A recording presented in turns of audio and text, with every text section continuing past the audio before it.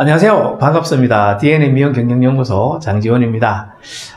제가 오늘 미용 사분면, 1사분면에 해당되는 부분을 가지고 여러분들하고 이제 대화를 좀 나눠보려고 하는데요. 그 전에 먼저 공지사항을 하나 좀 알려드려야 될 것 같아요. 이렇게 여러분들이 일상적으로 미용실에서 이제 생활을 하시다가 보면, 요즘 이런 일이 있는데, 이런 경우들이 있을 수 있겠죠. 또 이런 일이 있었는데, 이런 것도 있을 수가 있죠. 또 그리고 이제 궁금한 게 있을 겁니다. 제가 이렇게 드리는 말씀들을 듣다 보면은 그런 것들이 있으시면은 저한테 카톡으로 이제 그런 이런 일이 있었다, 혹은 이런 일이 있다, 혹은 이런 게 궁금하다라고 이렇게 올려주시거나, 아니면 이렇게 유튜브에도 댓글을 다는 부분이 있지 않습니까? 거기에다가 이런 내용들을 이제 담아주시면은 제가 그걸 참고를 해서 제가 경험하고 또 공부하고 나름대로 도전해서 노하우를 쌓아서 확신이 있는 것들은 제가 이렇게 유튜브로 그 주제를 가지고 유튜브를 만들어서 올려서 참고하실 수 있도록 제가 하겠고요. 제가 또 경험해보지 못했거나 또 도전해보지 못했거나 또 공부해서 확인해보지 못한 것들에 대해서는 제가 송구스럽지만 잘 모르겠다고 이렇게 말씀드리도록 그렇게 할 테니까요. 저한테 적극적으로 이렇게 컨택하시면은 제가 참고해서 아주 성실하게, 성심성의껏 답변 드리도록 그렇게 하겠습니다. 자, 오늘 이제 1사분면은 뭐냐면 이제 이런 거죠. 우리가 미용을 이제 하게 되면은 통상적으로 이제 이런 미용이라는 직업의 생애가 이제 이렇게 되는 거예요. 첫 번째가 뭐냐면은 미용을 하게 되면 직장생활 보통 하시잖아요. 그죠? 물론 뭐 특수하게 직장생활 건너뛰는 분들도 계시지만은 이제 그런 거는 이제 다양한, 일반적인 건 아니니까. 일단은 직장 생활을 한다는 이제 전제가 있고요. 직장 생활을 해서 어느 정도 이제 환경이 되고 여건이 되면 이제 창업을 하시게 되죠. 창업은 어떤 형태로 하죠? 1인 창업을 하시거나 아니면은 직원이 있는 이제 창업을 합니다. 이런 형태로 가든 이제 창업을 하겠죠. 창업을 할 때 제일 중요한 건 뭡니까? 여러분? 창업하는 게 중요한 겁니까? 아니면 창업을 성공시키는 게 중요합니까? 그렇죠. 창업을 성공시키는 게 중요한 거죠. 맞습니다. 창업은 누구나 할 수 있어요. 그러나 성공하는 창업은 아무나 못하는 겁니다. 그래서 여기에 대해서 또 이야기가 있어야 되고, 그리고 인생을 살면서 우리가 이런 생각들을 하시잖아요. 야, 어느 쯤인가는 로얄티가 나와서 자산성 소득이 있어서 좀 자유롭게 살고 싶다, 이런 생각을 할 때가 있잖아요. 물론 인간이 일 안 하고 평생 그냥 놀고 먹고 살 수 있는 건 또 별로 바람직하지도 않지만, 현재 우리의 일반적인 상황에서 그럴 일이 생길 일은 잘 없다고 판단이 들고요. 대신에 우리가 사업 모델을 제대로 잘 만들어 놓으면 로얄티가 나올 수 있는 형식을 만들 수 있는데, 그것이 바로 다선포 형태의 이제 수익 구조를 가지면은 다소 시간과 또 경제적인 부분에서 많이 좀 자유로워질 수가 있겠죠. 자, 이런 어떤 4가지 요소가 사실은 우리 미용업계가 갖고 있는 일반적인 어떤 그 형태라고 보시면 되겠죠. 자, 그 중에서 오늘 직장인이라는 요소에 대해서 먼저 한번 말씀을 드리려고 합니다. 오늘 그 제목이 이런 거죠. 큰 제목은 이것을 모르면 직업이 나의 삶을 배신할 것이다 라고 거창하게 달아놓고, 소제목으로는 오늘 뭐냐면 직장 생활부터 남다르게 하자라는 이제 소제목이잖아요. 자, 여러분들한테서 이제 미용실이라는 직장은 어떤 개념입니까, 여러분?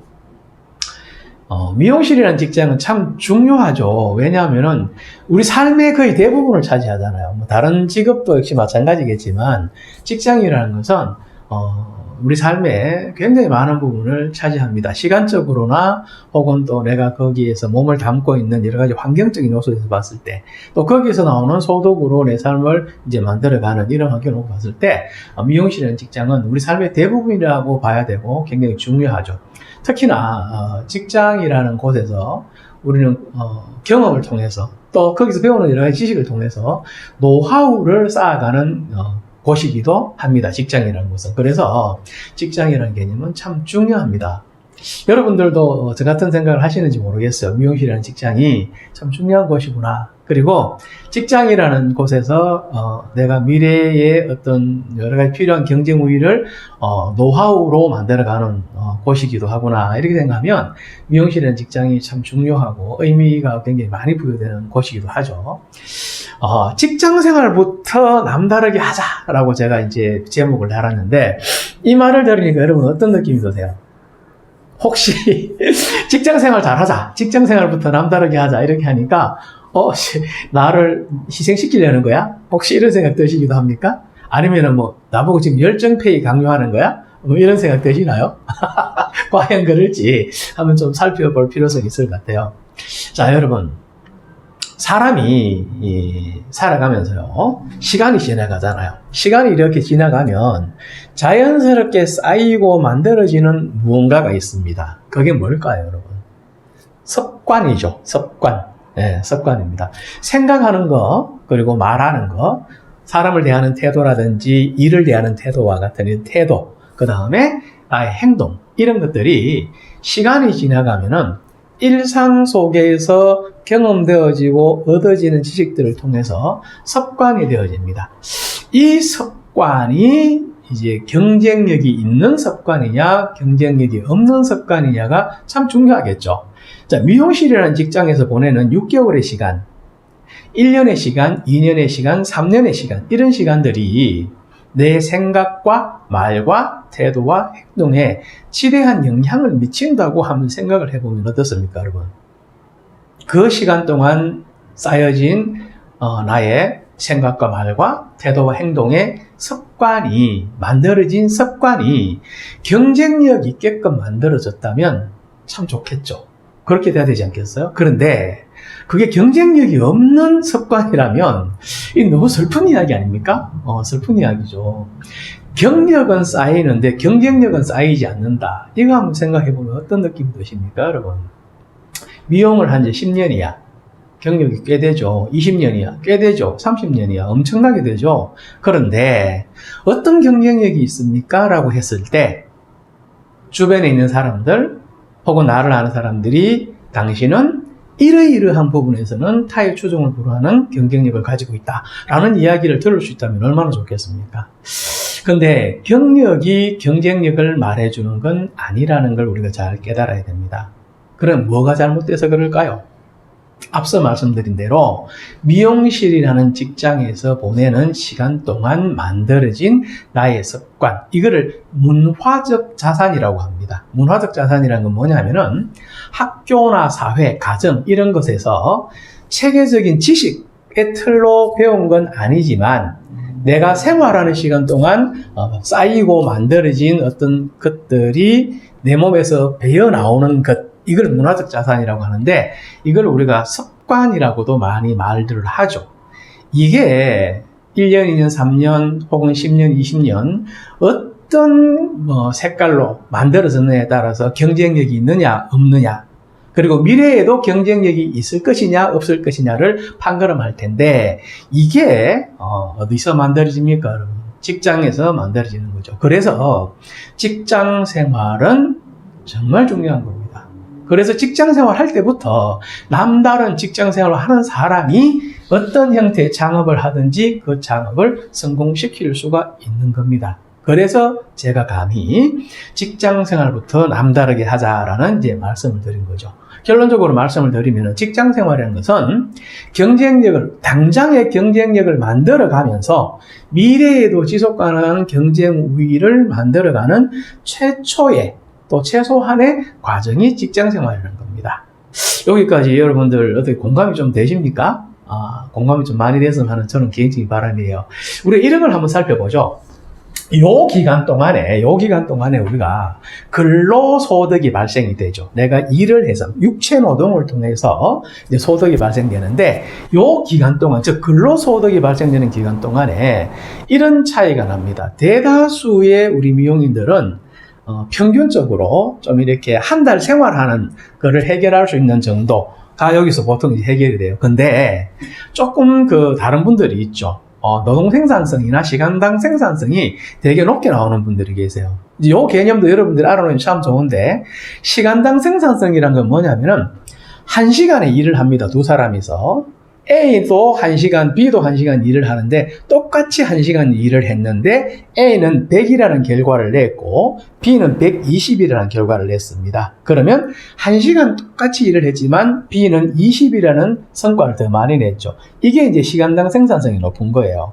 노동 생산성이란 뭐냐면 쉽게 이해를 드리기 위해서 운동하는 걸로 한번 해볼게요. 근육을 만들기 위해서 이렇게 푸시업을 한다고 가정을 할게요. A, B 둘 다 100개를 했습니다. 똑같이 100개를 했는데도 100개는 뭡니까? 노동을 한 거죠. 숨을 들숨 날숨 쌕쌕거리면서 이 노동을 한 거예요. 이 노동을 똑같이 100개 했는데 한 사람은 A는 5%의 근육이 증가됐지만 B라는 사람은 10%의 근육이 증가가 된 거죠. 이거를 노동 생산성이라고 합니다. 그러면 노동 생산성과 시간당 생산성을 높일 수 있는 방법을 알고 그거를 해낼 수 있다면 그 사람의 근로소득은 높아질까요? 안 높아질까요? 당연히 높아지겠죠. 당연히. 그렇죠? 예, 그래서 우리가 시간당 생산성과 노동 생산성을 높일 수 있는 여러 가지 것들에 대해서 이해하고 알고 실행할 수 있게끔 하는 게 굉장히 중요합니다, 여러분. 그러면 여기 한 가지가 질문사항이 있죠. 그게 뭡니까, 여러분? 도대체 무엇이 달라서 뭐가 다르기 때문에 시간당 생산성과 노동 생산성이 다른 사람들보다 월등히 높게 나오는 사람들이 있느냐라는 부분인 거죠. 그 무엇이 다른가에 대해서 말하는 분들이 많습니다. 다양한 스킬들이죠. 영업을 어떻게 했다, 상담을 어떻게 했다, 객단가를 어떻게 높여나갔다, 뭐 메뉴 구성을 어떻게 했다, 마케팅을 어떻게 했다, 뭐 다양한 이야기들이 있습니다. 굉장히 스킬들이죠, 이런 것들은. 그런데 중요한 건 이런 다양한 스킬들이 도대체 뭐가 달라서 그러냐라는 기준이 있어야 될 거 아니에요. 그 기준에 대해서 지금 잠시 또 살펴봐야 할 또 이유가 또 생긴 겁니다. 그 기준이 다른, 정확하게 이게 달라서 이렇게 마케팅했고, 했던 결과가 나왔고, 이게 달라서 영업, 상담, 메뉴 구성 모든 것들이 달랐다라는 그 근본적인 이유를 찾고 알고 이해하는 것. 이게 먼저 선행돼야 될 부분 중에 하나입니다. 그래서, 여러분들께서, 지금 구독 눌러 놓으시면 곧바로 제가 또, 그 기준, 뭐가 달라서 그런지에 대한 기준을 여러분들한테 같이 한번 설명해 가면서 알아보는 시간을 가지도록 하겠습니다. 내용 괜찮았으면은 좋아요도 좀 눌러주시고 그리고 구독 눌러 놓으시면은 바로 찾아뵙도록 하겠습니다. 고맙습니다.